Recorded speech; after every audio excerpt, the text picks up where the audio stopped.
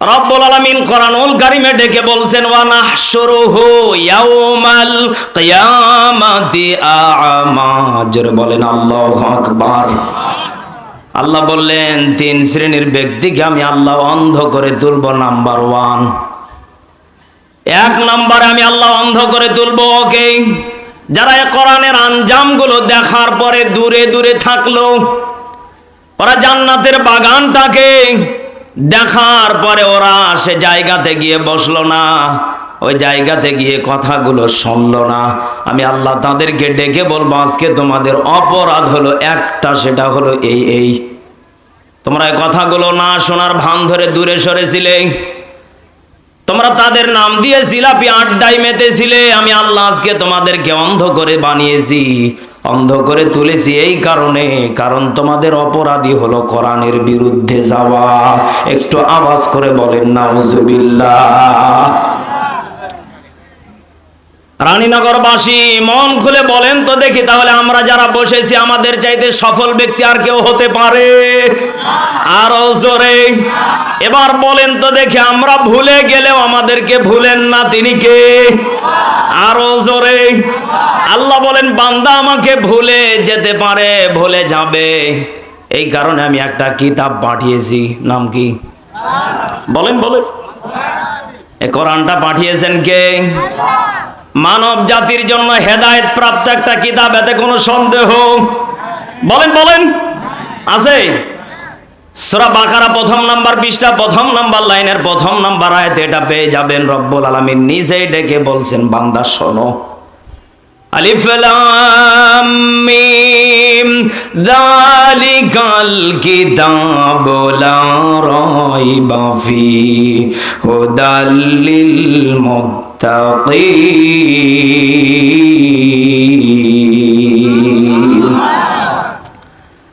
আল্লাহ বলছেন আমি এমন একটা কিতাব তোমাদের জন্য পাঠিয়েছি যে কিতাবে কোনো ভুল নেই, কোনো সন্দেহ নেই, মিথ্যার কোনো অবকাশও নেই, নির্ভুলযোগ্য কিতাব আমাদেরকে দিয়েছেন তিনি কে? এরপরেও যারা বলেন না এ আয়াত আমি মানি না, মনে করবেন ওটা আবু জেহেলের উত্তরসূরি। এই কথা বললে কেন? এদেশে কত মুসলমান দাবি করে, বলে এই আয়াত আমার বিরুদ্ধে চলে যাচ্ছে, আয়াত কোরআন থেকে বাতিল করা লাগবে। ওরে শয়তান! আজ থেকে 1500 বছর আগে নবীজির উপরে যে কিতাবটা নাজিল হয়েছিল, রব্বুল আলামিন ডেকে বলছেন এই দুনিয়াতে আবু জেহেল নামে একটা শয়তান যাবে, আমি জানতাম। সে নবীজিকে বারবার করে কটূক্তি করবে, চেষ্টা করবে নবীজির মানহানি করার জন্য। কথা বলেন। নবীজির চরিত্র নিয়ে কথা বলার চেষ্টা করবে, নবীজিকে ভুল বোঝার চেষ্টা করবে, নবীজিকে ষড়যন্ত্র করে ফাঁদে ফেলার চেষ্টা করবে। মহান রব্বুল আলামিন জানিয়ে দিলেন নবীজিকে বাঁচানোর জন্য আমি আল্লাহ কিতাব পাঠিয়েছি। আবু জেহেল শত চেষ্টা করতে পারে, তাকে আমি আল্লাহ রব্বুল আলামিন বিপদে ফেলে নবীজিকেই বিজয় লাভ করাবো। একটু আওয়াজ করে বলেন সুবহানাল্লাহ। এখানে যারা বসে আছেন বলেন তো নবীজি ন্যায়ের পথে ছিলেন না অসৎ পথে ছিলেন? বিশেষ করে বাংলাদেশের একজন আলেমকে নিয়ে মিডিয়াতে 2 দিন পর পরেই তোলপাড়া হয়, নাম কি? বলেন বলেন। হ্যাঁ, এত ভালো করেই ছিলেন আপনারা। আমার বড় ভাই মুফতি আমির হামজা, নামটা বললেই তো কলিজা কেঁপে ওঠে। আমার সব থেকে বড় অবাক লাগে যেই মানুষটা কোরআনের দাওয়াত দিতে গিয়ে মানুষটা বারবার করে কত মানুষের সম্মুখীন হতে হয়, কত মানুষের কত কথা তাকে সহ্য করতে হয়। দুঃখের সাথে সেই দিন আমাকে একটা কথা বলল, মেজবা, আমার তো সব থেকে বড় কষ্ট লাগে যেই মানুষগুলো আমার 20 সেকেন্ড 30 সেকেন্ডের কথাগুলো কাটছাট করে সোশ্যাল মিডিয়াতে আপলোড করে। আমার মনে হয় রব্বুল আলামিন তাদেরকে ছাড় দিবে না আমি যদি তাদেরকে মাফ করেও দেই। কারণ গতকালকে একজন লোক আমাকে ডেকে বলছে, হুজুর আপনারা জান্নাতে টিকিট বিক্রি করেন, আমির হামজা বলেছে। আমি বললাম ভাই আপনি কি আগা মাথা শুনিয়েছেন? কয় কি করে শুনবো? কয় যা পাইছি তাই শুনেছি। সত্য করে 180 মাইল বেগে যদি আপনি এদেশের প্রত্যেকটা জায়গাতে যদি আইন শৃঙ্খলা বাহিনী যদি প্রত্যেকটা জায়গাতে গিয়ে যদি তদন্ত করা হয়, আমার তো মনে হয় কোরআনের পাখিদেরকে মানুষ ধোঁকা দিয়ে বোকা বানাতে চাইলেও আল্লাহর কোরআন কখনো মিথ্যা হতে পারে না। তাদেরকেই আল্লাহ বিপদে ফেলে দিবে, এটা বলেছেন তিনি কে? ইতিমধ্যে সোশ্যাল মিডিয়াতে ভাইকে নিয়ে আবারও তোলপাড় শুরু হয়ে গিয়েছে, কত কথা কত কিছু। আল্লাহ বলেন, বান্দা টেনশন নেই, চিন্তা নেই, লা তাহজান ইন্নাল্লাহা মানা। আল্লাহ বলেন কোনো চিন্তা নেই, টেনশন নেই, আমি আল্লাহ আছি। আল্লাহু আকবার। এজন্য কোরআনের কথাগুলো যাদের সহ্য হয় না, কোরআন যাদের ভালো লাগে না, সঠিক কথাগুলো যাদের পছন্দ হয় না, তারাই হলো আবু জেহেলের উত্তরসূরি। কারণ কোরআন দিয়ে যারা মানবে না, কোরআন দিয়ে যারা চলবে না, বলেন তো দেখি, কোরআনের বিরুদ্ধে যারা যাবে তাদের জন্য এই কোরআনকে হার্ড ভাবে পাঠিয়েছেন তিনি কে? রব্বুল আলামিন আমাদের ব্যাপারে কত সুন্দর করে জানিয়ে দিচ্ছেন, বান্দা তোমাদেরকে আমি আল্লাহ রব্বুল আলামিন কত সুন্দর করে নিয়ামতগুলো দিলাম, আমি আল্লাহ জানিয়েও দিলাম, আমি আল্লাহর চাইতে ওটিনি করতে কেউ হতে পারে না। বান্দা কত সুন্দর করে আমি আল্লাহ জানিয়ে দিলাম, ওয়া আলামু খাইনাতাল আয়ুনি ওয়া মা তুখফিস সুদূর।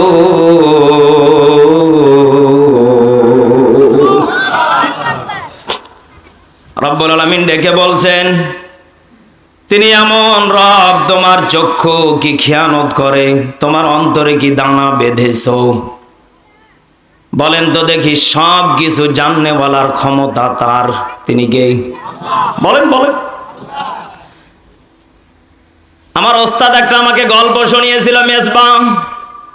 কোন ছাত্র যদি দুনিয়ার মানুষকে আল্লাহকে ধোঁকা দিয়ে কেউ যদি একটা মুরগি জবাই করে এনে দিতে পারে, কেউ দেখে নাই মুরগি জবাই করে এনে দিবে, পুরস্কৃত করব। একজন ছাত্র ডাক দিয়ে বলতেছে, ওস্তাদ জি, মুরগি জবাই করতে পারি, রাতের গভীরে কেউ দেখতে পাবে না। ইন্নাল্লাহা আলা কুল্লি শাইইন কাদির।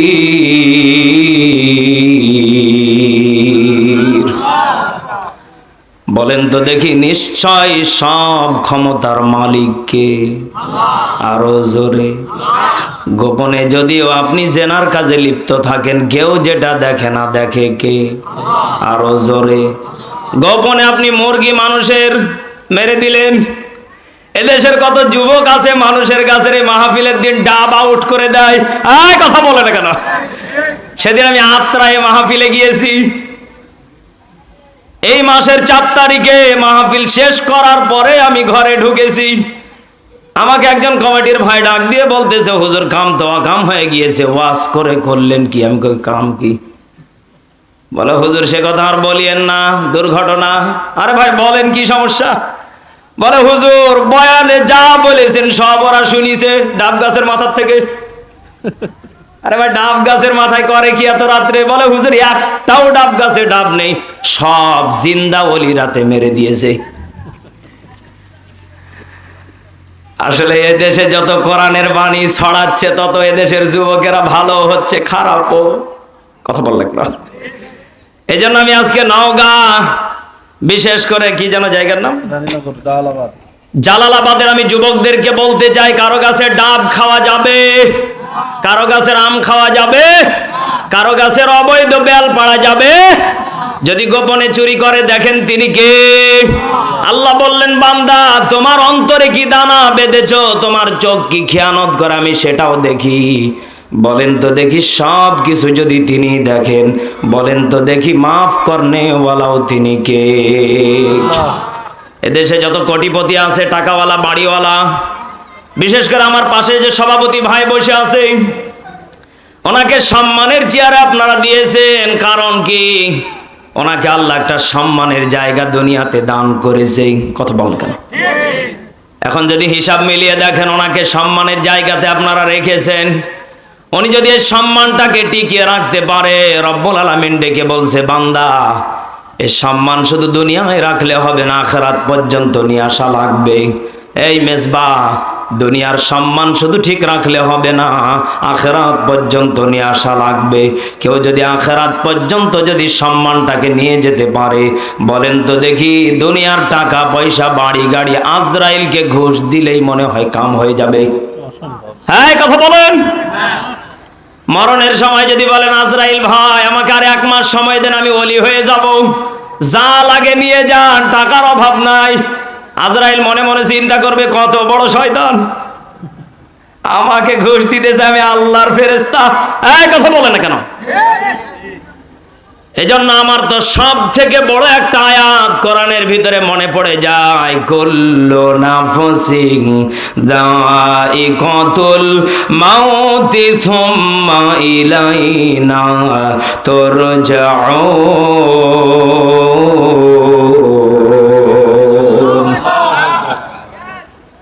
এখানে যারা আমরা বসে আছি, জবান খুলে বলেন তো দেখি, আমরা দুনিয়াতে এসেছি, আমাদেরকে মৃত্যুর স্বাদ গ্রহণ করাই লাগবে, মাস্ট বি, এতে কোনো সন্দেহ?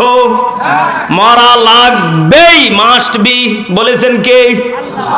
এখানে যারা বসে আছেন, মরণের পরে আমাদেরকে সবাইকে স্বর্গে চলে যেতে হবে। হ্যাঁ, নাউজুবিল্লাহ বলবেন না? আরো জোরে। আমাদের দেশে কিছু বিধর্মী ভাইরা আছে যারা বলে মরণের পরে আমরা স্বর্গে চলে যাব। হ্যাঁ, শ্বশুর বাড়ি আপনি গেলেন আর আপনাকে তেহারি বিরিয়ানি রান্না করে খাওয়াই দিল, আপনি মজা করে খেলেন না। আল্লাহ বলছে, বান্দা সুম্মা ইলাইনা তুরজাউন, বান্দা মরণের পরে পুনরায় ভাবে আমার কাছে জীবিত হয়ে ফিরে আসা লাগবে। আল্লাহু আকবার। এজন্য এখানে আমরা যারা বসে আছি, আমাদের প্রত্যেকের জবানে জেহেনে ধরা দরকার, আমরা মরে যাব, সন্দেহ? এদেশে যত কোটিপতি ধনাঢ্যবান ব্যক্তি আমার লাইফে আমি দেখেছি, স্মার্ট ভাবে চলাফেরা করে, মরণের সময় সব পোশাকগুলো খুলে নেওয়া হয়, 3.5 হাত মাটির নিচে চিরবিদায় দেওয়া হয়। বলেন তো দেখি, সবাই যখন বিদায় নিয়ে চলে আসে, একা একা যখন হয়ে যায়, সব থেকে বড় দুঃখের কথা হলো একটা, দুনিয়ার বাড়ি গাড়ি সব পড়ে থেকে গেল, বিবি বাচ্চা সবাই থেকে গেল, আমার অন্ধকার কবরটাকে আমি একা একা কি বানিয়ে নিলাম। হয়তো কারো জন্য আপন, কারো জন্য আবার জাহান্নামের কারখানা। বলেন তো দেখি, এমন সিচুয়েশন আমাদের একদিন আসবে। এজন্য আমাদেরকে রেডি থাকতে হবে, আমল ছাড়া না, আমল নিয়ে। আরো জোরে। ওরে মানুষ এই বেহুশ দুনিয়ার পিছে, কি জবাব দিবি রে তুই আল্লাহর কাছে? ঠিক কিনা? হালাল হারাম না মানিয়া কত টাকা করছো কামাই, এত টাকা রাখবা কোথায়? কাফনের তো পকেট নাই। হালাল হারাম না মানিয়া কত টাকা করছো কামাই, এত টাকা রাখবা কোথায়? কাফনের তো পকেট নাই। টাকা পয়সা লইয়া কি কেউ কবরে গেছে? টাকা পয়সা লইয়া কি কেউ কবরে গেছে? ওরে মানুষ এই বেহুশ দুনিয়ার পিছে, কি জবাব দিবি রে তুই আল্লাহর কাছে? হাই, কি জবাব দিবি রে তুই আল্লাহর কাছে? ঠিক কি না? রাত দিনে দৌড়া দৌড়ি, বিশ্রামের সুযোগটা নাই, নামাজ রোজা দূরের কথা, আল্লাহ নামটা মুখে নাই। রাত দিনে দৌড়া দৌড়ি, বিশ্রামের সুযোগটা নাই, নামাজ রোজা দূরের কথা, আল্লাহ নামটা মুখে নাই। তোর পিছে মহা বিপদের সঙ্গীত আছে, তোর পিছে মহা বিপদের সঙ্গীত আছে। ওরে মানুষ এই বেহুশ দুনিয়ার পিছে, কি জবাব দিবি রে তুই আল্লাহর কাছে? হাই, কি জবাব দিবি রে তুই আল্লাহর কাছে? ঠিক কিনা? রব্বুল আলামিন ডেকে বলছেন, মরণের পরে মানুষের জবানটাকে সর্বপ্রথম বন্ধ করে দেওয়া হয়। কথা বলেন। আল্লাহ বলেন, বান্দা সব থেকে বড় দুঃখজনক হলো এটা, তোমার বডিটা পুরোটাই মাটিতে নিথর ভাবে পড়ে থাকবে, তোমার রূহ নামক নিয়ামতটা আমি আল্লাহর দরজায় হাজির হয়ে যাবে। বলেন তো দেখি, এই রূহ নামক নিয়ামতটা আমাদেরকে সব থেকে নিয়ামত স্বরূপ দিয়েছেন তিনি কে? রব্বুল আলামিন ডেকে বলছেন, রূহ নামক নিয়ামতটা আমার কাছে চলে আসবে।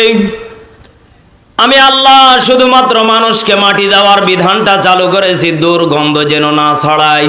পৃথিবীতে বিজ্ঞান গবেষণা করে কোরআন থেকে যতটুকু রিসার্চ করে পাওয়া গিয়েছে, সব থেকে দুর্গন্ধযুক্ত দুনিয়ার বুকে যে জিনিসটা, তার নাম হলো মানুষের বডি। অথচ মানুষগুলো মাটির দেহ নিয়ে কত অহংকার, কত গৌরব। আমাদের দেশে কত মা বাবা আছে, কালো মেয়ে হতে পারে, সরকারি চাকরিজীবী জামাই না হলে বিয়া দিবার চাই না। এ কথা কোন না কেন? কালো মেয়ে হলে হবে কি, কয় চাকরি লাগবে সরকারি।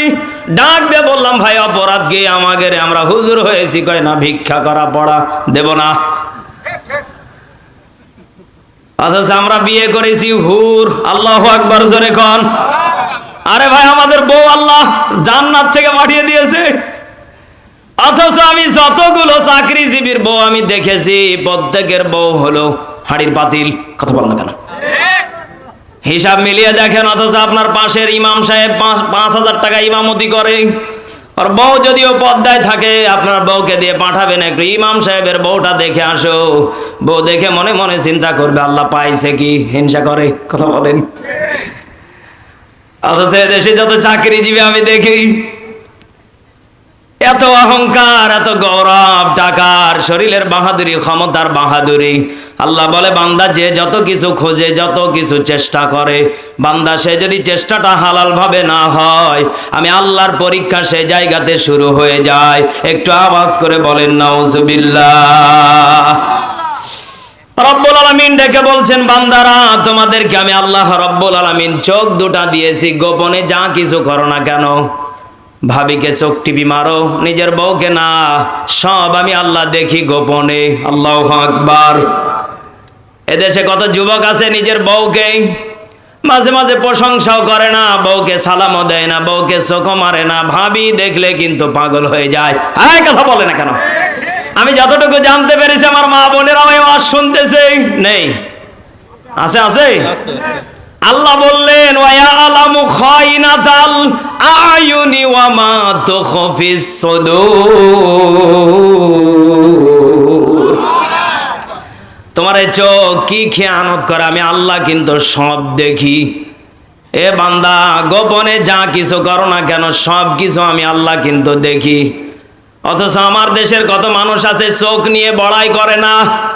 কত মানুষ আছে আমি নিজেরটা নিজে খাই, আল্লাহ আমাকে দিয়েছে কি, আমি পালাম কি? কিচ্ছু না। আওয়াজ করে বলেন নাউজুবিল্লাহ। রানীনগরের মানুষ বলেন তো দেখি, ধান লাগায় কে? বলেন বলেন। আল্লাহ ধান লাগায়? ভাই ধান কে লাগায়? ওয়াজ কিন্তু বোঝা লাগবে।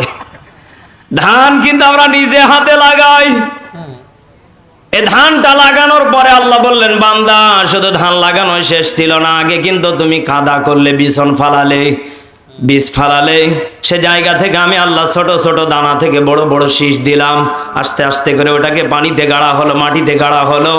আমি আল্লাহ তোমাদেরকে দিয়ে আবার বিশ্বাহার দেওয়ালাম, এরপরে ধান দিলাম। ও বান্দা, বছরে 2-3 বার ধান আমি আল্লাহ দিয়েছি। এটা তুমি কষ্ট করে বাড়ি পর্যন্ত নিয়ে আসার পরে শেষ না, বিবিকে দিয়ে এটা আবার 2 বার করে উষা ভাপা লাগে। কথা বলেন। বিবিও ক্লান্ত, স্বামীও ক্লান্ত, এরপরেই শেষ না, আবার এটা হলারে মেশিনে নিয়েছে, চাউল করে আনার পরেও শেষ না, বিবিকে দিয়ে আবার এটাকে ঝাড়া লাগে।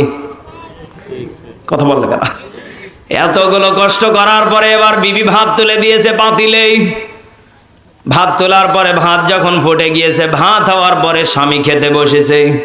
স্বামী বিবিকে ডাক দিয়ে বলতেছে, প্রাণের বিবি আমার, এত কষ্ট করলাম, আমার মনে একটা বড় প্রশ্ন, আল্লাহ নাকি আমাদেরকে খাওয়ায় কি করে? আমি বিশ্বাস করি না। বিবি বলতেছে, বিশ্বাস করো না মানে? কয় হ্যাঁ, করব কি করে? এতগুলো কষ্ট আমি নিজে করলাম, আর আল্লাহ বলে আমি বসে থেকে তো খাওয়ালাম, মানি না। নাউজুবিল্লাহ। বলেন বলেন।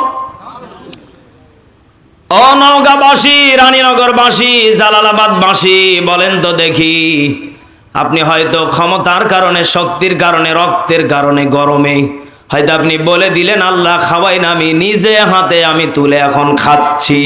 আল্লাহ বলে বান্দা আমি দুইটা দিক দিয়ে মানুষের খাবার দেই। কয়টা? আরো জোরে বলেন কয়টা? আমি তো মনে করি আজকের আলোচনা যদি কেউ এই দুইটা বিষয় বাড়ি পর্যন্ত নিয়ে যেতে পারে, ওর জীবন সাকসেসফুল হয়ে যাবে। আল্লাহু আকবার। জীবনে বহু আলোচনা শুনেছেন, এই দুইটা বিষয় আজকে নোট করে বাড়ি পর্যন্ত নিয়ে যাবেন। বিবি বেশি কথা বললে ওয়াজ শুনিয়ে দেবেন, সাবধান হয়ে যাবে। কথা বলেন কেন? এখানে সবাই যারা বসে আছেন বলেন তো দেখি, দুইটা দিক দিয়ে আমরা খাবার খাই। কয়টা? এক নম্বরে জবান, ইকরার বিল লিসানে, মুখ দিয়ে। কি দিয়ে? বলেন বলেন। দুই নম্বরে কোন দিক দিয়ে? হাত দিয়ে খান। হাত দিয়ে মুখের দেন, ঢুকে দুইটা দিক দিয়ে। কয়টা দিক দিয়ে? এখানে অনেকেই বসে আছেন হয়তো টেনশনে পড়ে গেছেন, হুজুর বলছে কি? কোন দিক দিয়ে ভাই? রুগী হলে নাক দিয়ে দেওয়া যায়। রোগী হলে, ভাই বলছে রোগী হলে নাক দিয়ে। আল্লাহ বলছে না বান্দা দুইটা দিক দিয়ে আমি আল্লাহ খাবার দেই। ও রানীনগরবাসী, জালালাবাদবাসী, ভালো করে আমলটা নিয়ে যাবেন। এক নম্বর, রব্বুল আলামিন ডেকে বলছে বান্দা মুখ দিয়েছি আমি আল্লাহ খাবার দেওয়ার জন্য, জিহব্বা দিয়েছি স্বাদ নেওয়ার জন্য, নাক দিয়েছি ঘেরান নেওয়ার জন্য। বলেন তো দেখি, এবার খাবার যখন দুর্গন্ধযুক্ত হয় প্রথমে ধরে ফেলে তার নাম কি? আরো জোরে, আরো জোরে। আল্লাহ বলে বান্দা তাহলে প্রথম নম্বরে যাক রেখেছি তার নাম হলো নাক। আল্লাহু আকবার।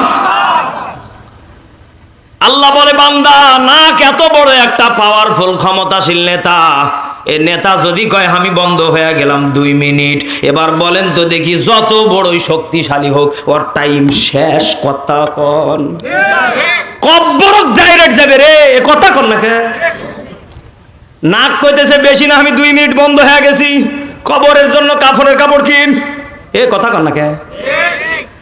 আল্লাহ বলে বান্দা এক নাম্বার পাওয়ারফুল নেতা আমি আল্লাহ বসিয়ে রেখেছি নাককে। আল্লাহ বলেন এর ক্ষমতা কত জানো? প্রতিদিনে কয়েক লক্ষ টাকার অক্সিজেন নাক ব্যবহার করে ফ্রি সার্ভিসে। একটু আওয়াজ করে বলেন আল্লাহু আকবার। তোমার সৃষ্টি যদি হয় এত সুন্দর, না জানি তাহলে তুমি কত সুন্দর, না জানি তাহলে তুমি কত সুন্দর। মারহাবা জোরে কন, আরো জোরে বলেন মারহাবা। বলেন তো দেখি এত সুন্দর নিয়ামত দিলেন কে? আরো জোরে। আল্লাহ বলেন বান্দা এক নম্বরে আমি যেটাকে রেখেছি তার নাম হলো নাক।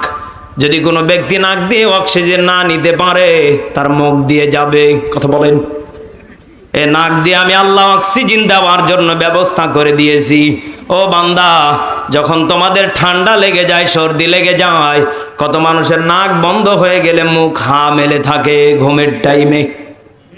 কথা বল না। রব্বুল আলামিন ডেকে বলছেন নাকের পাওয়ার আমি আল্লাহ এত দিয়েছি, এ নাক দিয়ে সারাটা দিন যতগুলো ধোলা বালি ঢোকে আমি আল্লাহ কিন্তু জায়গা মতো নিয়ে ডেলিভারি করে দেই। হাঁচি।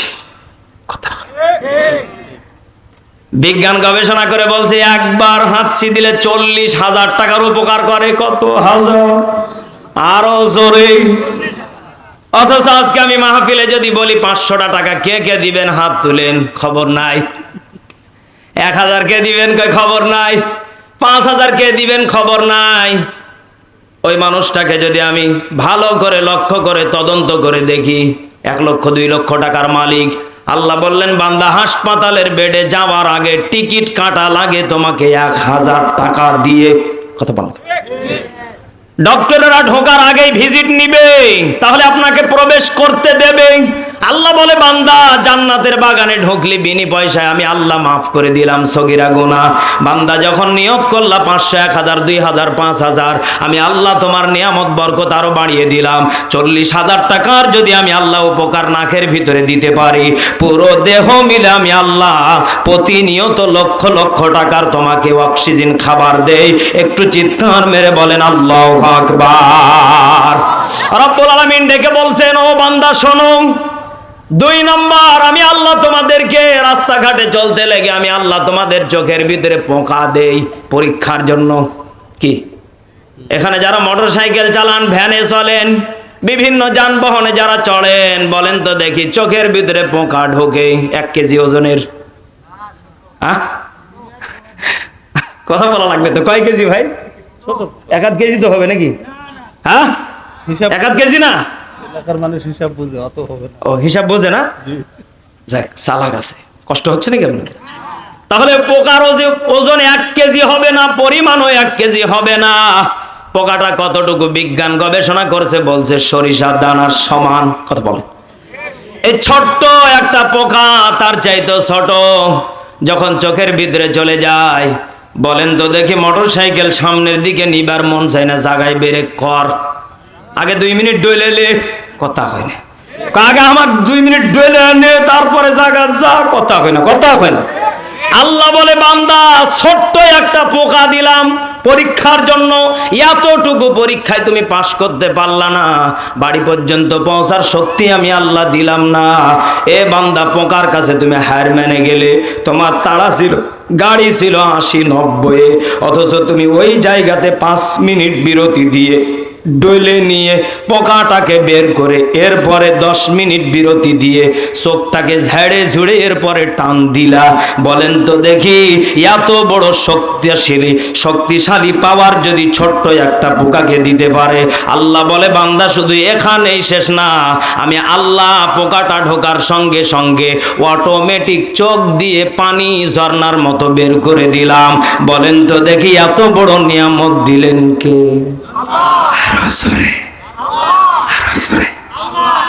আল্লাহ বলেন বান্দা শোনো, কি শুনবা? একজন যুবককে যদি আপনি ডাক দিয়ে বলেন, যুবক ভাই কান্না করো 5 মিনিট, টাকা দিব 500, সম্ভব না। চেষ্টা করবে টাকার লোভে, কিন্তু কান্না আসে না। অথচ প্রেমিকা যদি মিস কল দিয়ে ছাকা দেয়, কত যুবক আছে 20-এর বোতল পর্যন্ত ওর ঘরের ভিতরে ডেলিভারি সাপ্লাই হয়ে যায়। এদেশের কত মা বাবা মেয়েদেরকে নিয়ে মুসিবতে আছে, এর বাস্তব প্রমাণ আমি গতকালকে না আজকে সকালেই দেখলাম। মুসলিম ধর্মের একজন মেয়ে, বাড়ি হলো কুড়িগ্রামে, ছেলেটার বাড়ি সম্ভবত ঠাকুরগা দেখলাম। 2 জনের সম্পর্ক করে, ছেলেটা হলো হিন্দু ধর্মের একটা ছেলে, মেয়েটাকে অবৈধভাবে মোবাইলের মাধ্যমে ইন্টারনেটের মাধ্যমে মুসলমান পরিচয় দিয়ে মেয়েটাকে ঢাকাতে নিয়ে গিয়ে তাকে বিবাহ করেছে হিন্দু খ্রিস্টানদের কালচারে। বিবাহ করার পরে অবৈধ কাজে যখন লিপ্ত হয়েছে, সঙ্গে সঙ্গে প্রশাসনের ভাইয়েরা তাকে ধরেছে। ধরার পরে মেয়েটার চেহারার দিকে তাকিয়ে দেখলাম প্রত্যেকটা জিনিস তাদের হিন্দুদের কালচার পরিয়ে দিয়েছে। তাকে লোভ দেখানো হয়েছিল ইন্ডিয়া নিয়ে যাবে। একটু আওয়াজ করে বলেন নাউজুবিল্লাহ। এজন্য আমি আমার মা বোনদেরকে আমি বলতে চাই, অনলাইনে প্রেম প্রীতি ভালোবাসা করা যাবে। কত মা বোন আছে মেয়েটার দিকে তদন্ত করে দেখা গেল একটা বাচ্চাও আছে, নাউজুবিল্লাহ বলেন, বাচ্চা রেখে একটা ছেলের সাথে হিন্দু ধর্মের কিভাবে আপনি প্রেম প্রীতিতে মেতে যেতে পারেন। কত মা বোন আছে স্বামীকে স্বামী বলে মানতেই চায় না, অথচ 18 বছরের ছেলের সাথে চাষির প্রেম হয় মান্দা ফেরি ঘাটে। কথা বলেন না কেন? এজন্য আমি যুবকদেরকেও বলতে চাই, সামনের পথ যদি সহজ করে নিতে চাও, সামনের দিনগুলো যদি উজ্জ্বল নক্ষত্র করতে চাও, মা বাবার মুখে যদি হাসি ফোটাতে চাও, এই মেজবার মতো যদি কষ্ট করতে পারো, সম্মানের জায়গা বসিয়ে দিবেন কে? আরো জোরে বলেন কে? প্রেম প্রীতি ভালোবাসা বিয়ের আগে নয়, মনের মধ্যে রাখো তুমি পরকালের ভয় রে, পরকালের ভয়। কথা হয় না? জাহান্নামের আগুনের ভয় আছে না নাই? ওরে কেমন করে বুঝবে যুবক, ওরে কেমন করে বুঝবে যুবক, বিউটির বাটন ফোন যুবক যার লাগিয়া, আহা গো ও যুবক যার লাগিয়া এমবি ভরো বিউটির বাটন ফোন, কথা কোন ঠিক কিনা? এমন যুবক আমাদের সমাজে আছে না নাই? আরো জোরে কোন আছে না নাই? কষ্ট হচ্ছে আপনাদের? তাহলে বলেন তো দেখি, এত সুন্দর একটা চোখ আল্লাহ বললেন, বান্দা বাংলাদেশে যে পরিমাণ এখন তেলের সংকট, যদি এই তেল দিয়া যদি অক্টেন আর পেট্রোল দিয়া যদি চোখের পানি আনা লাগতো সভাপতি সাহেব, আপনি কোন তাহলে এই দেশের মানুষ চোখ কি একটারও জেতা থাকতো? কথা কন না কে? কেরে বা মোটর সাইকেল আলারা এখন ঘন্টার পর ঘন্টা ওই পাম্পে দাঁড়িয়ে থাকতে থাকতে এমন মারামারি শুরু করে দিছে। সেদিন শুনলাম মোটর সাইকেলে তেল পায়নি, সকাল 8টার দিকে গেছে, রাত বাজে 10টা তেল পায়নি, বয়ে কাছে এক কোপ দিয়ে কেটে ফেলেছে। ডাক দিয়ে কওয়া হলো, ভাই কি ব্যাপার ভাই, বয়ে আপনি এই কাম করলেন, কারণটা কি? ডাক দিয়ে কইতেছে, আমি সেই সকাল 8টায় গেছি, আমি কইয়া দিছি তোমার বাপের বাড়ি তুমি চলে যাও, আর আমার জন্য একটু গরম ভাত বা পান্তা ভাত যাই হোক রেডি করে রাখিও, হয়তো আমি রাত্রিবেলা আসবো বা আমার দেরি হতে পারে। আমি পাম্পে ভাবছিলাম 2-3 ঘন্টার ভিতরে তেল পেয়ে যাব। এক পর্যায়ে রাত 10টা বাজে আমি শুনতে পেলাম তেল আর নাই, তেল নাই। এরপরে আমার মাথা তো গরম, সেই কত কষ্ট করে বাসায় আসার পরে দেখি কিচ্ছু খাবার রাখে নাই, সে নিরিবিলি বাপের বাড়ির যে ঘুমাচ্ছে। মোটর সাইকেল টান দিয়ে ওই জায়গাতে বউকে বললাম, বউ কি ব্যাপার, খাবার রান্না করে রেখে আসতে বলছি। বউ বলতেছে, শোনো আমি মনে করছিলাম তুমি দুপুর পর্যন্ত আমি তোমার অপেক্ষায় ছিলাম, দেখলাম তুমি আসো নাই, এই জন্যে আমি দুঃখে পড়া কষ্টে পড়া মনে মনে চিন্তা করলাম ভাত যদি রান্না করে রাখা যায়, আপনি তো মাঝে মাঝে হোটেলে খান, মাঝে মাঝে চিন্তা করলাম হোটেলে যখন খান ভাত আবার রান্না না করে ভাত নষ্ট হয়ে যেতে পারে গরমের দিন, তো একটু বাপের বাড়ি চলে যাই, আপনি হোটেল থেকে খেয়ে নেবেন। যখনই বউ এ কথা কছে, এক চড় মারিছে, ছাতা বউ এটি জাগাত মরে গেছে। এখন বলেন, যত পাম্পে যত পরিমাণ মোটর সাইকেল ভাঙ্গা ভাঙ্গি হচ্ছে, যত কষ্ট যত ক্ষতি, এরপর মন্ত্রী সাহেব বলতেছে আমাদের দেশে কোনো তেলের অভাব নাই, আমরা যথেষ্ট পরিমাণ তেল মজুত রেখেছি। এবার বলেন তো দেখি, ওই মন্ত্রী সাহেবকে যদি একটা রানীনগরের পাম্পে দাঁড় করে রেখে দেওয়া যায়, কেমন হবে ভাই? কথা কয় না, কথা কয় না। পাম্পে তেল নাই, আমগো বেল নাই, চারিদিকে শুনি শুধু হাহাকার, ঠিক কিনা? শান্তি পেতে হলে, শান্তি পেতে হলে দিনের পথে আই রে, শান্তি পেতে হলে দুর্নীতি বন্ধ চাই রে, ও দেশের ভাই রে বল না কোথায় যাই রে, একটু শান্তি বলো কোথায় গেলে পাই রে, ঠিক কিনা? সারাদিন পাম্পেতে তেলের অপেক্ষায় বসে থাকতে থাকতে মাথা গেছে ভাই, ঠিক কিনা জোরে কোন? যুবকদের অবস্থা হইছে ব্যবস্থা, বাড়িতে এখন ভাই বউকে লাগে না আগের মতো আর পরিমণি, কথায় কথায় ভাইরে এখন, কথায় কথায় ভাইরে এখন বউকে দাজ্জাল মনে হয়, ঠিক কিনা? কথা কথা বউকে এখন দাজ্জাল মনে হয়, এক কথাতে ভাই থাপ্পড় মেরে মেরে ফেলায় যুবকের কাম সারা এদেশে ডিজিটাল হইয়া, কথা কোন ঠিক কিনা?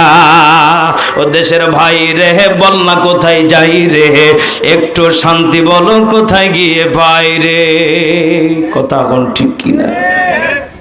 এখন আমরা মুসিবতে আছি, এই মুসিবতের ভিতরে আমাদেরকে দোয়া করতে হবে, রব্বি ইন্নী লিমা আনজালতা ইলাইয়া মিন খায়রিন ফাকির, জোরে বলেন আল্লাহু আকবার।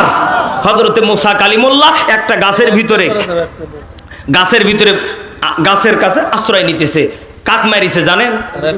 ফেরাউনের সৈন্যবাহিনী একটা মুসার সাথে খারাপ ব্যবহার করছে, হযরতে মুসা একটা থাপ্পড় মারছে, ফেরাউনের সৈন্যবাহিনী আউট হয়ে গেছে। আল্লাহু আকবার জোরে কোন, আরো জোরে বলেন আল্লাহু আকবার। এবার ফেরাউন ডাক দিয়ে বলতেছে, তুমি আমার পালিত পুত্র মুসা, তুমি যদি বাঁচবার চাও ঠিক মতো এখান থেকে পালায়া যাও। হযরতে মুসা একটা গাছের কাছে যে আশ্রয় নিছে, গাছকে এবার ওই জায়গায় বসার পরে দেখতেছে আশেপাশে কেউ নাই। এখন হযরতে মুসা মনে মনে দোয়া করতেছে, রব্বি ইন্নী লিমা আনজালতা ইলাইয়া মিন খায়রিন ফাকির, আল্লাহ আমি এমন একজন ফকির হয়ে বসছি, আল্লাহ এখন আমার কেউ নাই, আপনি ছাড়া, আল্লাহ আপনি হলেন উত্তম ফায়সালাকারী, এখন যা করা লাগে আমাকে করেন, আমি এটার জন্য অপেক্ষায় আছি। আল্লাহু আকবার জোরে। এখন আমার বাংলাদেশের যে অবস্থা বাড়ে, এখন এই দোয়া ছাড়া বিকল্প দোয়া আর করা যাবেই না। করোনার সময় আমরা দোয়া করতাম, কি যেন দোয়া, আল্লাহুম্মা ইন্নী আউযুবিকা মিনাল বারাসি ওয়াল জুনুনি, তাই না? আল্লাহ বলতেছে বান্দা একার সময় একার দোয়া পড়। এখন দোয়া পড়ার টাইম হলো রব্বি ইন্নী লিমা আনজালতা ইলাইহি মিন খায়রিন ফাকির। আল্লাহ কয় তেল পাম্পে যত পাম্পে ভিড় হবে, আল্লাহ বলেন সব জায়গাতে আমি আল্লাহ আছি, কোনো টেনশন নাই। এগুলোকে দূর করে দিতে পারেন তিনি কে? আরো জোরে বলেন তিনি কে? মুসলমান ভাইরা আমার, আর কোনো দিকে কোনো নজর নাই। প্লিজ বাবাজি একটু দিলটা নরম করে দিয়ে একটু মনের কানটা লাগায় কথাগুলো বোঝার চেষ্টা করবেন। ভাইজান একটু দিলটা নরম করে দিয়ে কথাগুলো আমরা বোঝার চেষ্টা করব। রাম মুসলমান বাবাজি, আল্লাহ রাব্বুল আলামিন ডাক দিয়ে বললেন নবীজি, ইয়া রাসূলুল্লাহ, ইয়া হাবিবাল্লাহ, নবী গো, আপনার উম্মতে মুহাম্মাদীদেরকে আপনি জানিয়ে দিবেন। নবীজি আপনার উম্মতে মুহাম্মাদীদেরকে আপনি কয়েকটা আমলের কথা আপনি জানিয়ে দিবেন। আর নওগাঁ জেলা রানীনগরের বাপ ভাইরা, প্লিজ বাবাজি একটু দিলটা নরম করে দিয়ে কথাগুলো বোঝার চেষ্টা করবেন।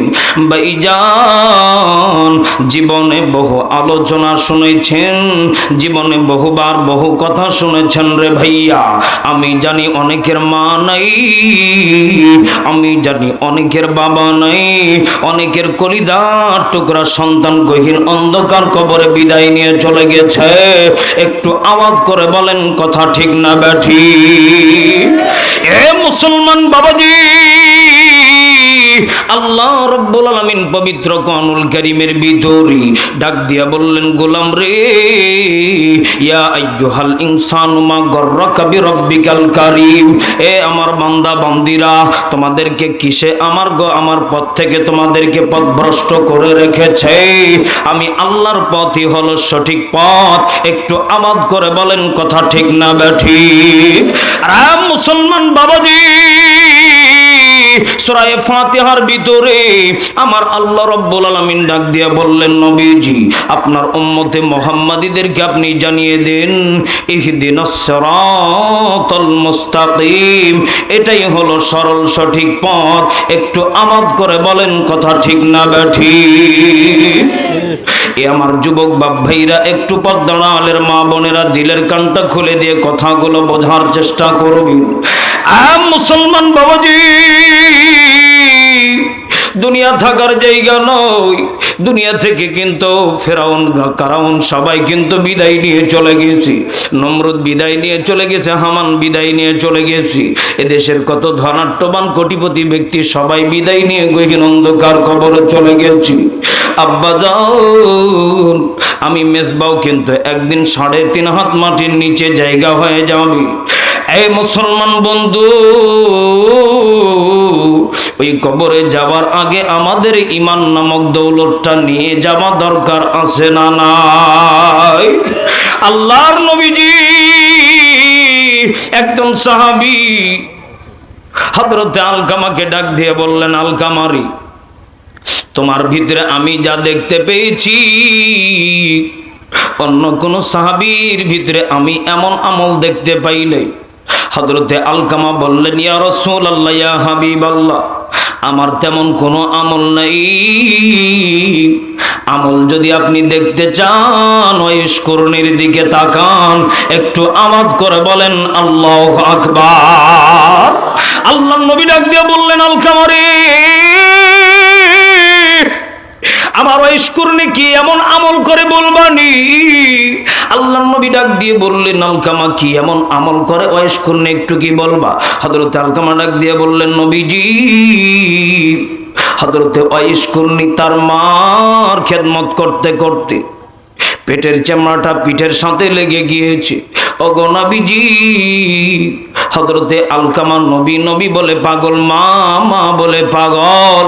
হযরতে আলকামা মরণের আগে একবার হলো আপনি নবীর সাথে দেখা করবে এমন ওয়াদা তার মার কাছে করেছে, কিন্তু মাকে রেখে হযরতে ওয়াইশকুরনি আপনার কাছে আসতে পারে না। এমন কথা শোনার সঙ্গে সঙ্গে নবীজি হযরতে আলকামাকে ডাক দিয়ে বললেন, এমন একজন সাহাবী তো আমার দরকার দরকার। মায়ের খেদমত যারা করবে, আমার আল্লাহ রাব্বুল আলামিন ডাক দিয়ে বললেন, নবীজি আপনি তাদের ব্যাপারে কিছু কথা জানিয়ে দিবেন। ওহুমা জান্নাতুকা ওহুমা নারুক, যেই সন্তান মায়ের পায়ের নিচে জান্নাত নিতে চায় সে যেন মায়ের খেদমত একটু বেশি বেশি করে করে। একটু আওয়াজ করে বলেন সুবহানাল্লাহ। এ মুসলমান বাবাজি, মায়ের পায়ের নিচে জান্নাত, এমন কথা আমার নবীজি বললেন, কথা সত্য না মিথ্যা? আরো জোরে আওয়াজ করে বলেন সত্য না মিথ্যা? বাপ ভাইরা আমার, একটু যুবক বন্ধু দিলটাকে নরম করে কথাগুলো বোঝার চেষ্টা করবেন। এদেশের কত যুবকেরা মাকে বুড়ি বলে গালি দেয়, বাবাকে বুড়া বলে গালি দেয়। এমন ধৈর্য হারা কিছু যুবক আমাদের সমাজে আছে না নাই? আরো ধরে বলেন আছে না নাই? আমি তাদের ব্যাপারে একটা কথা বলে বিদায় নিয়ে চলে যাব। এ যুবক বন্ধুরে, আমি আপনি যখন ছোট ছিলাম, আব্বুকে ডাক দিয়ে বলছে আব্বু এইটা কি? আব্বু বলছে এটা হলো পানি। আপনি আমি ডাক দিয়ে বলছে আব্বু এটা কি? আব্বু বলছে এটা পানি। আবার ডাক দিয়ে বলছে আব্বু এটা কি? আব্বু বলছে এটা হলো পানি। যুবক ভাইরা রে, একটু আবাদ কইরা বলো তো দেখি, বাবা কি একটা বারের জন্য বিরক্তবোধ মনে করেছে? আরো ধরে বলেন বিরক্তবোধ মনে করেছি? কারণ বাবা জানতো আমার সন্তান হলো এখনো মেধাবী হয় নাই, আমার সন্তান এখনো শিশু বাচ্চা আছে, আমার সন্তানের এখনো জ্ঞান হয় নাই। আবাদ করে বলেন ঠিক কি না? এ মুসলমান বাপ ভাইরা আমার, সন্তান ছোট থাকার সময় বাপ যদি জানতে পারে আমার সন্তানের জ্ঞান হয় নাই, আমার সন্তান এখনো যোগ্য হয় নাই, যার কারণে আমার সন্তান এই কথাগুলো বারবার বারবার করে আমাকে রিপ্লাই করবে, ভাইজান ঠিক একইভাবে বাবা মা যখন বৃদ্ধ হয়ে যায় ওই সময়ের জন্য আমার আল্লাহ রব্বুল আলামিন তাদের সেন্সটাকে দুর্বল করে দেয়। এই জন্য দেখবেন বৃদ্ধ মা বাবা একটু কথা বেশি বলে। আবাদ করে বলেন কথা ঠিক না বেঠি? কত বুড়ি মা আছে বেশি বেশি কথা কয়, বইয়ের ভুল ধরে, ছেলের ভুল ধরে। বৌমা ডাক দিয়ে বলে স্বামী গো, তোমার মায়ের কাছে আর থাকা যাবে না, চলো আমি ঢাকা চলে যাব, না হলে আমাকে ডিভোর্স দিয়ে দাও। এমন কিছু নারী আমাদের সমাজে আছে না নাই? আরো জোরে বলেন আছে না নাই? এ মা তোমাকে আমি বলতেছি, এ বোন তোমাকে আমি বলতেছি, তুমিও একদিন এমন বুড়ি হইবা, তুমি এমন একদিন মুরব্বী হইবা, সেই দিন তুমিও তোমার বৌমারে গালি দিবা, সেদিন তুমি তোমার বৌমারে বেশি বেশি কথা বলবা। এ মুসলমান বাপ ভাইরা আমার, বলেন তো দেখি, বৃদ্ধ হয়ে গেলে সেন্স ডাউন হয়ে যায়। একটু আওয়াজ করে বলেন কথা ঠিক না বেঠিক? এই জন্য আমার আল্লাহ রাব্বুল আলামিন সুন্দর করে সোনালী আয়াত দ্বারা জানিয়ে দিলেন, ওয়াকাদা রাব্বুকা আল্লা তা'বুদু ইল্লা ইয়াহু ওয়া বিল ওয়ালিদাইনি ইহসানা। একটু আওয়াজ করে বলেন আল্লাহু আকবার। আর একবার মায়া করে ডাক দিয়া বলেন আল্লাহু আকবার। আর একবার মহাব্বতে ডাক দিয়া বলেন আল্লাহ। এ মুসলমান বাবাজি, মৌলাই করিম ডাক দিয়ে বলতেছে, গুলাম ওয়া বিল ওয়ালিদাইনি ইহসানা। এ বান্দা, এ আয়াতটা তো আমি আল্লাহ এই কারণেই নাজিল করছি, যখন বাপ মা বৃদ্ধ হয়ে যাইবি, বাপ মার যখন সেন্স কাজ করবে না, ওই সময় সন্তান যদি মা বাবার খেদমত করে, মা বাবার প্রতি যেন ইহসান করে, মা বাবার সাথে যেন সৎ ব্যবহার করে। এ মুসলমান বাবাজি, যদি কোনো সন্তান মা বাবার শেষ বয়সে সেবা যত্ন করতে পারে, আমার মৌলাই করিম ডাক দিয়ে বললেন, গুলাম শীতের দিনে তুমি বারবার করে যখন প্রসাব করে দিতা, বারবার করে যখন বাথরুম করে দিতা, এ বাবা যাদের মা নাই তাদের বাবা নাই, একটু দিলটা নরম করে দিয়া ছোটবেলার কথাগুলো মনে করেন তো দেখি। মা ডাক দিয়া বলছে প্রাণের বিবি আমার, মা ডাক দিয়া বলছে প্রাণের স্বামী আমার, একটু আমার তেনা নেকড়া গুলা বেশি করে এনে দাও। বাপ ডাক দিয়ে বলছে আহারে আমার তো তেমন কোনো টাকা পয়সা নাই। মা ওই শীতের দিনেই একটা নেকড়াতেই বারবার করে তোমারে আমারে কত উলট পালট করিছে। মায়ের নিজের শাড়িটা বিছায় দিয়ে তোমারে ঘুমায় রাখছি। মা ডানেও ঘুরতে পারে না, বামেও ঘুরতে পারে না। এমন কষ্ট কইরা মা আপনারে আমারে লালিত পালিত করছি। বাবা ডাক দিয়া কইল, বিবি এত কষ্ট করো কি দরকার? এত বারবার সন্তান প্রস্রাব করে দেয়। থাক না, আমরা পুরুষ মানুষ কিন্তু একটু কঠোর। বিবিকে বিভিন্ন কথা বলি, আহারে আমরা কিন্তু পুরুষ মানুষ একটু কঠোর। কিন্তু মা জননী ডাক দিয়া বলে, প্রাণের স্বামী আমার, সন্তান যদি 112 দিনে প্রস্রাব করি, আমি মা তার শরীরে একটা ফোঁটাও লাগায় রাখতে পারি না। একটু আওয়াজ করে বলেন কথা ঠিক কিনা? আহারে একটু দিলটা নরম করে দিয়া বোঝার চেষ্টা করেন তো দেখি। ওই মা যখন বৃদ্ধ হয়ে যাইব, ওই মা কিন্তু আপনার আমার মতো আবার প্রস্রাব পায়খানা বিছানায় করতে পারে। আমার মৌলাই কারিম ডাক দিয়া কই, গুলাম যখন তুমি নিজের হাত দিয়ে তোমার মা বাবার প্রস্রাব পায়খানা পরিষ্কার করবা, আমি আল্লাহ তোমার দুনিয়াতে সম্মানী না বানাইলো আমি আল্লাহ রব্বুল আলামিন আখিরাতে সম্মানী বানাবো।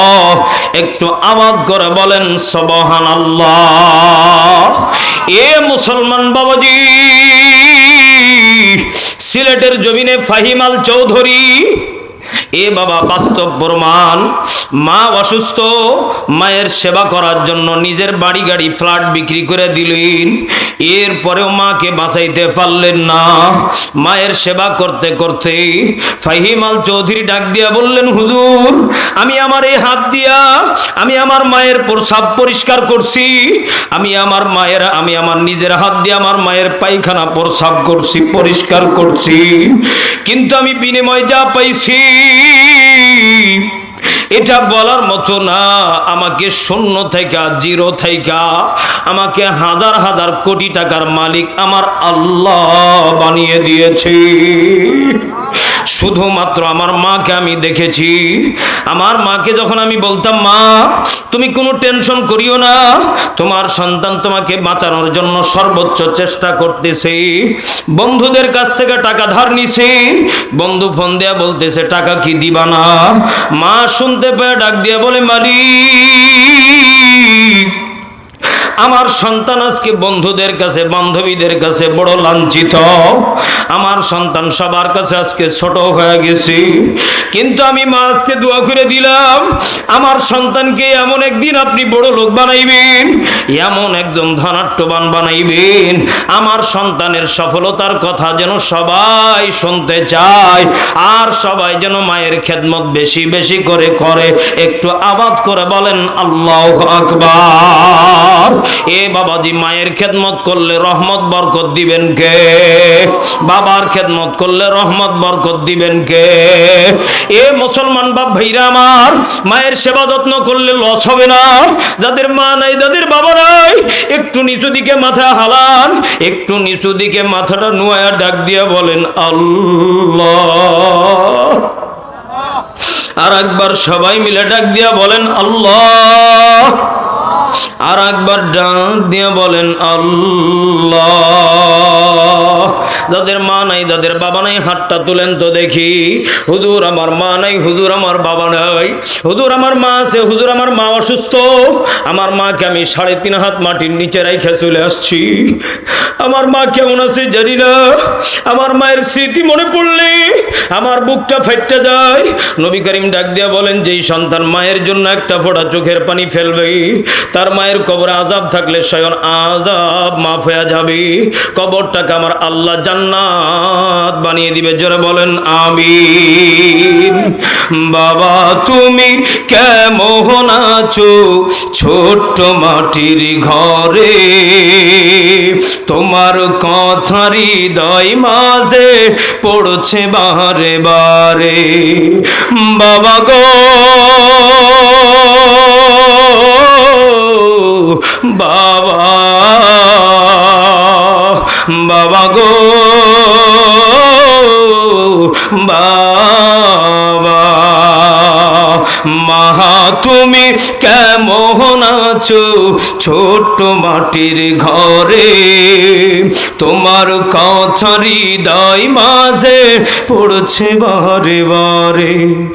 মা ডাক দেন না, ডাক দেন না, বলেন না মা গো মা, মা গো ও মা। একটাবার ডাক দিয়া বলেন জবান খুলে উচ্চ আওয়াজে আল্লাহু আকবার। আব্বা জানেরা, আমাদের যাদের মা নাই, আমাদের যাদের কলিজার টুকরা সন্তান গহীন অন্ধকার কবরে চলে গেছে, আব্বাজান কত বছর, কত দিন, কত লাখ বছর, কয় হাজার বছর ওই কবরে থাকবে বলেন তো? কেউ যেটা জানে না, জানেন তিনি কে?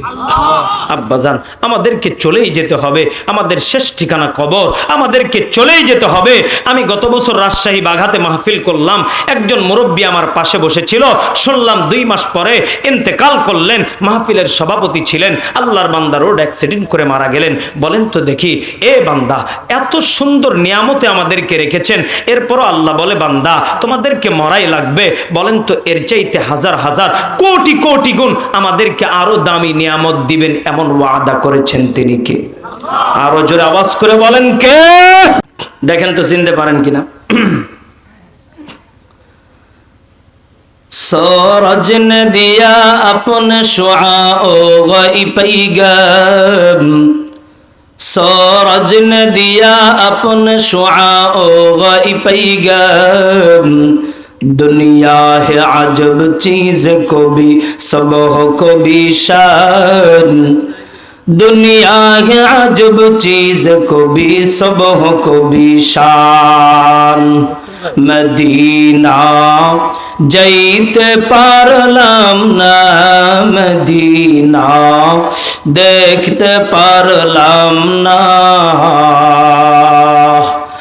আমি অসহায় তাই এত দূরে রই, আমি অসহায় তাই এত দূরে রই, শুধুই সালাম জানাই মদিনা যাইতে পারলাম না, মদিনা দেখতে পারলাম না। এর নবীর উম্মতের দল, ভালো করে শুনিয়া নাও, তোমার মতো কত স্কুল পড়ুয়া যুবক নামাজ ওয়াক্ত কাজা করে না। কথা বলেন, কণ্ঠটা কার? লিল্লাহে তাকবীর। এবার দেখেন তো দেখি আর একটা দিই, এরপরে শেষ করে দেব। দেখেন চেনা যায় কিনা। এখানে কিন্তু মনে হয় ওই তরিকার লোক আছে, আমি দেখতে পাচ্ছি। হ্যাঁ, নাফরমানে ধরেরা, কবরের পথের যাত্রীরা, আল্লাহর গোলামেরা, হে বাজার, এটা কিন্তু সরমনার ময়দান না। আল্লাহু আকবার জোরে বলেন। হে বাজান, এটা কিন্তু টঙ্গীর ইস্তেমা না। হে বাজান, এটা কিন্তু সাধারণ একটা জালসা। হে বাজান, এটা নওগাঁ জেলা রানীনগর জালালাবাদের এলাকা। হে বাজান, আপনারা যাকে দেখছেন এটা কিন্তু সরমনায় পীর সাহেব না রে বাবা। হে বাজান, আপনাদের হাতে পায়ে ধরিয়া ধরিয়া বলি আল্লাহু আকবার জোরে বলেন। কণ্ঠটাকা লিল্লাহে তাকবীর। হে বাজান, ওই জাহান্নামের কবর কিন্তু বড় ভয়াবহ। হে বাজান, ওই জাহান্নামের দিকে কেউ যায় না। হে বাজান, ওই জাহান্নামের আযাব কেউ সহ্য করতে পারবে না। হে বাজান, আমিও পারবো না, কোনো পীরও পারবে না রে বাজান। এই জন্য রে বাজান, হাতে পায়ে ধরিয়া ধরিয়া বলি, হে বাজান, কবরের পথটা বড় ভয়াবহ রে বাজান। আল্লাহ আল্লাহু আকবার জোরে বলেন না কেন? ওনার মতো কি হয়েছে নি? হয়েছে? আল্লাহ আমাদের সবাইকে আপনি কবুল করুন, জোরে বলেন আমিন। আব্বাজান, ফজরের নামাজ কি পড়বেন নি? পড়বেন নি? জোরে বলেন আলহামদুলিল্লাহ। আচ্ছা, এবার দেখেন তো দেখি চেনা যায় কিনা। মনোযোগ আছে আপনাদের? আপনারা নাম বলার জন্য রেডি থাকবেন ইনশাআল্লাহ। জিবরাইল, যাও আমার নবীর কাছে যাও গো জিবরাইল। জিবরাইল রে, যাও আমার নবীর কাছে যাও গো জিবরাইল। নবী গো, আপনার দাঁত ভাঙা ব্যথা কেমন গো আপনি বলবেন? নবী ডাকতে বললেন, জিবরাইল রে, আমার দাঁত ভাঙা কথা জিগাইলি রে জিবরাইল, আমার পাপী উম্মতের কথা জিগাইলি না। দয়ালো নবী, প্রেমের ছবি আর আসবে না জগতে। হাইরে দয়াল নবী প্রেমের ছবি আর আসবে না জগতে। জঙ্গলার হরিণগুলো চোখের পানি ফেলে কান্দে, নবী গো আপনারা না দেখলে আমরা থাকতে পারবো না। জঙ্গলার হরিণ রে আর কাঁদিস না, তোর আর কাঁদিস না রে। আরে জঙ্গলার হরিণ কেন কাঁদিস, কেন কাঁদিস রে? আরে জঙ্গলার হরিণ তোরা কি জানিস না রে, আমি তিন নবী আমি একদিন চলে যাব রে। এমন দরদি নবীরে দেখা জঙ্গলার হরিণ গুলো ঠিক থাকতে পারলেন না। জঙ্গলার হরিণ রে তোরা কেন কাঁদিস রে, আর বুক পাশায় কান্না করিস না রে, আমি তোদেরকে আদর করে দিলাম রে। জঙ্গলার হরিণ যা যা তোরা খাবার খা রে। এমন দরদি নবী কই আমরা পাবো রে, এমন দরদি নবী কই গেলে আমরা পাবো রে। দয়াল নবী প্রেমের ছবি আর আসবে না জগতে। একটু আওয়াজ করে বলেন ঠিক কিনা? হ্যাঁ, ওনার মতো হুবুব হয়েছে তো। আমি সেই দিন মাহফিলে গেছিলাম রমজানের আগে, ময়মনসিংহ ভালুকা। তার আগের দিন আমার মাহফিল সিলেট শাহজালালের মাজারের পাশে। তো বয়ান শেষ করে দ্বিতীয় দিন আমি রওনা করলাম।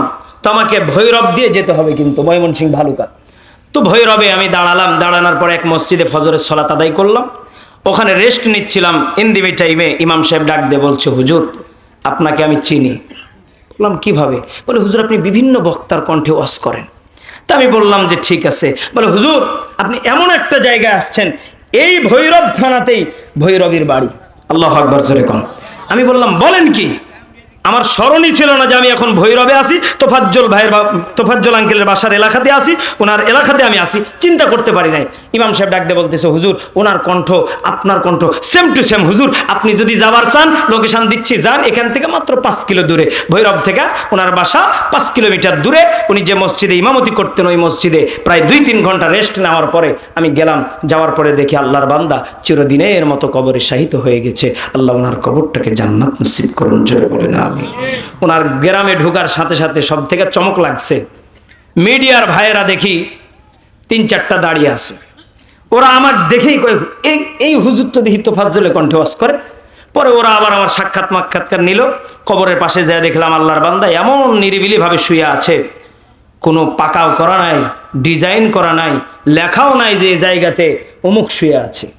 আহা, যারা বিনয়ী হয় বলেন তো দেখি, তাদের ঈমান যাদের মজবুত হয় তাদের দুনিয়ার টেনশন করে না, তারা কবর পাকা করার টেনশন করে না, তাদের টেনশন হলো ঈমান পাকা করা। কথা বলেন ঠিক কি না? এজন্য আমরা যারা বেঁচে আছি আমরা চেষ্টা করব সর্বোচ্চ ঈমানকে মজবুত রেখে কবরে যাওয়া ইনশাআল্লাহ। কষ্ট হয়েছে আপনাদের? একটু আমরা মন খুলে পড়ি আস্তাগফিরুল্লাহ, আর একবার বলি আস্তাগফিরুল্লাহ। আচ্ছা এবার দেখেন তো দেখি চেনা যায় কিনা। মনোযোগ আছে আপনাদের? আপনারা নাম বলার জন্য রেডি থাকবেন ইনশাআল্লাহ। জিবরাইল যাও আমার নবীর কাছে যাও গো জিবরাইল। জিবরাইল রে যাও আমার নবীর কাছে যাও গো জিবরাইল। নবী গো আপনার দাঁত ভাঙা ব্যথা কেমন গো আপনি বলবেন? নবী ডাকতে বললেন, জিবরাইল রে আমার দাঁত ভাঙা কথা জিগাইলি রে জিবরাইল, আমার পাপী উম্মতের কথা জিগাইলি না। দয়াল নবী প্রেমের ছবি আর আসবে না জগতে। হাইরে দয়াল নবী প্রেমের ছবি আর আসবে না জগতে। জঙ্গলার হরিণ গুলো চোখের পানি ফেলে কান্দে, নবী গো আপনারা না দেখলে আমরা থাকতে পারবো না। জঙ্গলার হরিণ রে আর কাঁদিস না, তোর আর কাঁদিস না রে। আরে জঙ্গলার হরিণ কেন কাঁদিস, কেন কাঁদিস রে? আরে জঙ্গলার হরিণ তোরা কি জানিস না রে, আমি তিন নবী আমি একদিন চলে যাব রে। এমন দরদি নবীরে দেখা জঙ্গলার হরিণ গুলো ঠিক থাকতে পারলেন না। জঙ্গলার হরিণ রে তোরা কেন কাঁদিস রে, আর বুক পাশায় কান্না করিস না রে, আমি তোদেরকে আদর করে দিলাম রে। জঙ্গলার হরিণ যা যা তোরা খাবার খা রে। এমন দরদি নবী কই আমরা পাবো রে, এমন দরদি নবী কই গেলে আমরা পাবো রে। দয়াল নবী প্রেমের ছবি আর আসবে না জগতে। একটু আওয়াজ করে বলেন ঠিক কিনা? হ্যাঁ ওনার মতো হুবুব হয়েছে তো। আমি সেই দিন মাহফিলে গেছিলাম রমজানের আগে, ময়মনসিংহ ভালুকা। তার আগের দিন আমার মাহফিল সিলেট শাহজালালের মাজারের পাশে। তো বয়ান শেষ করে দ্বিতীয় দিন আমি রওনা করলাম। তো আমাকে ভৈরব দিয়ে যেতে হবে কিন্তু, ময়মনসিংহ ভালুকা। তো ভৈরবে আমি দাঁড়ালাম, দাঁড়ানোর পর এক মসজিদে ফজরের সালাত আদায় করলাম। ওখানে রেস্ট নিচ্ছিলাম, ইন দি টাইমে ইমাম সাহেব ডাক দিয়ে বলছে, হুজুর আপনাকে আমি চিনি। বললাম কিভাবে? বলে হুজুর আপনি বিভিন্ন বক্তার কণ্ঠে ওয়াজ করেন। তা আমি বললাম যে ঠিক আছে। বলে হুজুর আপনি এমন একটা জায়গায় আসছেন, এই ভৈরব থানাতেই ভৈরবীর বাড়ি। আল্লাহু আকবার জোরে কোন। আমি বললাম বলেন কি? আমার স্মরণই ছিল না যে আমি এখন ভৈরবে আসি, তোফাজ্জল আঙ্কেলের বাসার এলাকাতে আসি, ওনার এলাকাতে আমি আসি, চিন্তা করতে পারি নাই। ইমাম সাহেব ডাক দিয়ে বলতেছে, হুজুর ওনার কণ্ঠ আপনার কণ্ঠ সেম টু সেম। হুজুর আপনি যদি যাবার চান লোকেশন দিচ্ছি, যান। এখান থেকে মাত্র 5 কিলো দূরে, ভৈরব থেকে ওনার বাসা 5 কিলোমিটার দূরে। উনি যে মসজিদে ইমামতি করতেন ওই মসজিদে প্রায় 2-3 ঘন্টা রেস্ট নেওয়ার পরে আমি গেলাম। যাওয়ার পরে দেখি আল্লাহর বান্দা চিরদিনের মতো কবরে শাহিত হয়ে গেছে। আল্লাহ ওনার কবরটাকে জান্নাত নসিব করুন, জোরে বলেন আমিন। ওনার গ্রামে ঢোকার সাথে সাথে সব থেকে চমক লাগছে, মিডিয়ার ভাইয়েরা দেখি 3-4টা দাঁড়িয়ে আছে। ওরা আমার দেখেই কয় এই হুজুর তো দেখি তোফাজ্জলে কণ্ঠে ওয়াজ করে। পরে ওরা আবার আমার সাক্ষাৎকার নিল। কবরের পাশে যায় দেখলাম আল্লাহর বান্দা এমন নিরিবিলি ভাবে শুয়ে আছে, কোনো পাকাও করা নাই, ডিজাইন করা নাই, লেখাও নাই যে এই জায়গাতে অমুক শুয়ে আছে। আহা, যারা বিনয়ী হয় বলেন তো দেখি, তাদের ঈমান যাদের মজবুত হয় তাদের দুনিয়ার টেনশন করে না, তারা কবর পাকা করার টেনশন করে না, তাদের টেনশন হলো ঈমান পাকা করা। কথা বলেন ঠিক কি না? এজন্য আমরা যারা বেঁচে আছি আমরা চেষ্টা করব সর্বোচ্চ ঈমানকে মজবুত রেখে কবরে যাওয়া ইনশাআল্লাহ। কষ্ট হয়েছে আপনাদের? একটু আমরা মন খুলে পড়ি আস্তাগফিরুল্লাহ, আরেকবার বলি আস্তাগফিরুল্লাহ।